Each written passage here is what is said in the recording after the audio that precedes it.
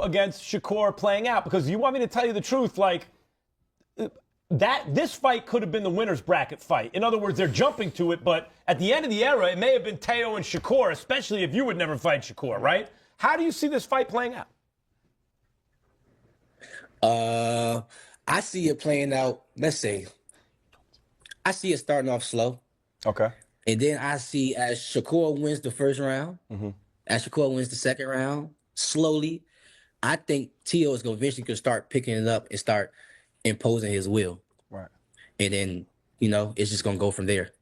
That's how I think it's going to go. That's a fair assessment. That's a fair one. Especially for that. Keyshawn Davis recalls a sparring session with Shakur Stevenson, emphasizing that it was never personal, only competitive.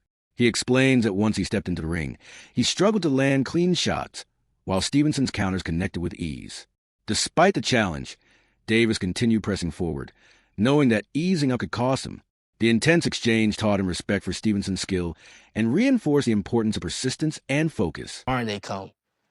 I'm confident. I'm knowing I'm about to go in here and beat him up, right? Man, I get in the ring, man. Why I cannot hit this man, right? I cannot hit him, but he touching me. So I was like, oh, this is different. He different. Like, he different. So I just keep, I'm 14, he's 16.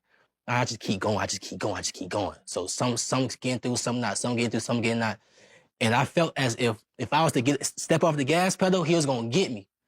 So I just had to keep going, you feel me? And I know he explained that a lot of times in interviews, like, that's why he respect me so much, because in that sparring right there, I didn't respect him at all. I was trying to F him up. Yeah. You know what I'm saying? Like, and that's what it was. And after the sparring, we respected each other. Like, it was a different type vibe after we sparred, honestly. Now it was like, oh, damn, bro. Like, damn. Like, we really started to get to know each other, you feel me? Because when he came to our gym, he was popular. Like, Shakur was the guy. They knew him. Everybody knew him. Shakur Stevenson has been training relentlessly throughout his fight camp, displaying exceptional focus and dedication. Each session is approached with discipline as he fine-tunes his technique, sharpens his speed, and builds endurance. Stevenson's preparation goes beyond the physical aspect. He studies opponents, analyzes strategies, and visualizes different fight scenarios to ensure mental readiness. His camp emphasizes consistency, precision, and continuous improvement in every area of his game. By maintaining this level of concentration, Shakur aims to enter the ring fully prepared, confident, and in peak condition ready to execute his game plan and perform at his absolute best. This discipline, time away from my family. How you gonna beat me? Ain't no way you can beat me that way, bro. Why I keep saying I'm the best. Niggas don't want this shit more than me. I know it. I know it. I want this shit so bad. So bad. Shit easy, yeah? Easy, man. Easy. Always easy, man. You already know. Always easy, man. This supposed to be a sprint. Let's go. This ain't no sprint. No, it's a job. Let's go. We ready. Keyshawn Davis reflects on his long-standing connection with Shakur Stevenson. From the very beginning, the two shared a bond that went beyond the ring, with Davis describing Stevenson as a brother. Despite their close relationship, a competitive rivalry emerged, pushing both fighters to challenge and improve each other at every stage of their careers. This blend of camaraderie and competition played a key role in their development, as they learned from one another while striving for excellence. Davis emphasizes that their rivalry was always built on mutual respect and a shared drive to reach the highest levels of boxing. It's family, bro. Like, I'm never, ever fighting Shakur. You know what I'm saying? I'm not. It's not even gonna feel right. What were some of the experiences, like, with you guys growing up, like, as young men and young teenagers in Virginia? Like, what's some of those things that shaped you to know, like, he's my brother, man, I could never do that?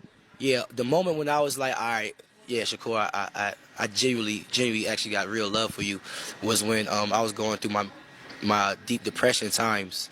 Even before I was going into the mental home, because I used to tell my brother a lot, but then I started, like, backing off from my little brother because he was my little brother.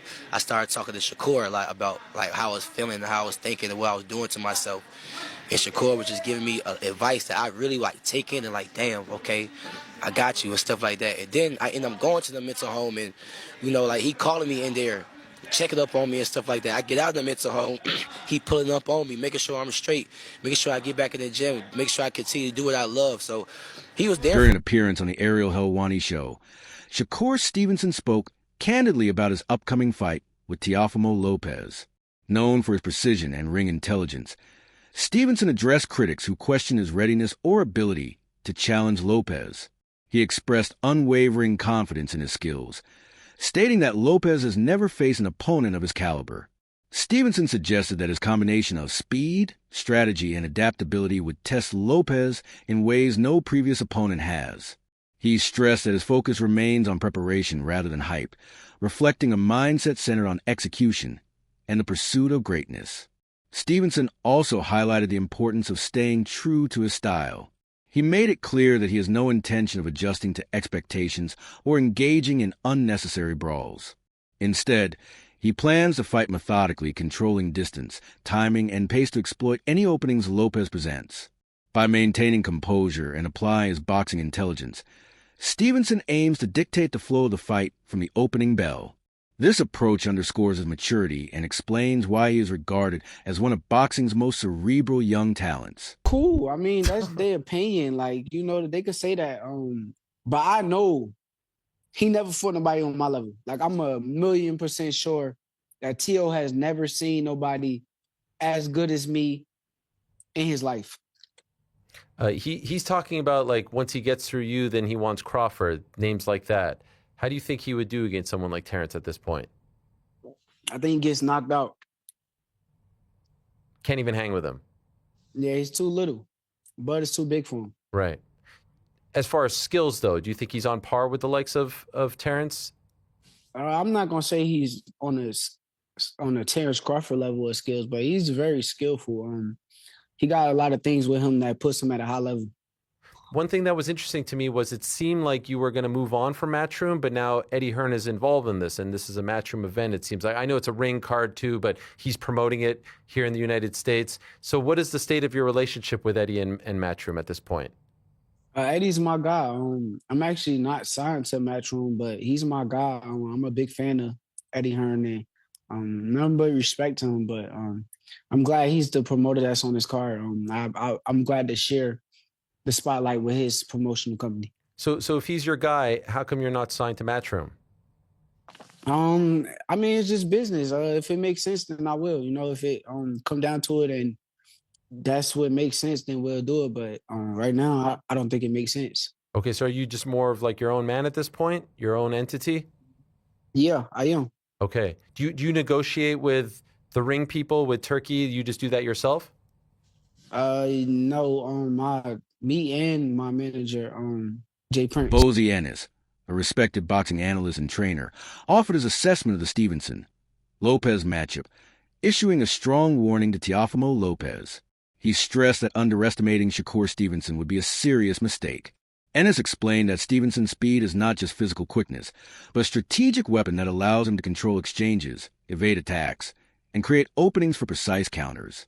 He noted that fighters who rely solely on power, without respecting timing and movement, are often vulnerable against Stevenson. According to Ennis, Lopez must fully acknowledge Stevenson's abilities, as the combination of intelligence and speed makes him a uniquely dangerous opponent in the ring. You're gonna pick them apart. And I gotta tell everybody that what you call him is real athletic too. Teofimo. So I mean, I don't think it's gonna be an easy fight. You know what I mean? People think, a lot of people say it's going to be easy and all that. Nah. Teofimo can punch and he can box. And like I said, he's real athletic. So, you know what I mean? That'll make it a little difficult right there. You know what I mean? I see a lot of people going back and forth with it. Some people think T.O. got the advantage because of the weight and that he's athletic and explosive. Some people say Shakur is the better boxer. Yes. Right? How you see that fight ending? Well, they saying, they got the weight and all that. I see Shakur box big guys, light heavyweights and all that stuff. Just like Moose, he box heavyweights and put heavyweights down. You know what I mean? I think that's the right move for him. You know what I mean? Get up, and I think he can really do good at that weight. This isn't a stoppage. I'm looking at a decision, not a stoppage. But then it all according how Till come in. If Till come at him, he's gonna run into some shots. It might be over. You know what I mean? Now you always tell me it's the shot that you don't see coming. That's it. That power is speed. Right. So could it be a situation where people underestimate Shakur's punching power? Yeah. I think Shakur can punch. You know what I mean? I think he can punch. It's just like I said, speed is power. You know, not them guys, muscle bound guys come in and they talking about, oh, he can punch and all that. Like I just got finished saying, like you just got finished saying, matter of fact, the punch that you don't see knocks him out. And they always say, man, I didn't see that punch coming.